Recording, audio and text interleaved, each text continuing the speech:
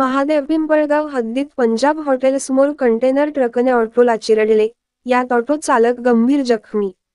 अर्धापूर नांदेड राष्ट्रीय महामार्गावर पिंपळगाव महादेव हद्दीतील पंजाब हॉटेल समोर कंटेनर ट्रकने ऑटोला चिरडले, यात वाहन चालकासह काही जण गंभीर जखमी झाले आहेत.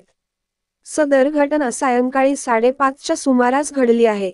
एक ऑटो नांदेड मार्गे जात होता. पाठीमागून येणाऱ्या कंटेनर ट्रकने ऑटोला धडक दिली. यात प्रल्हाद गजानन सोनटक्के वय 35 वर्ष राहणार ब्राह्मणवाडा नांदेड हे गंभीर जखमी झाले. त्यांचा एक पाय फ्रॅक्चर झाला आहे. घटनास्थळी नरेंद्रचार्य रुग्णवाहिका चालक राजू पाचंगे यांनी धाव घेत जखमींना शासकीय रुग्णालय नांदेड येथे पुढील उपचारासाठी दाखल केले.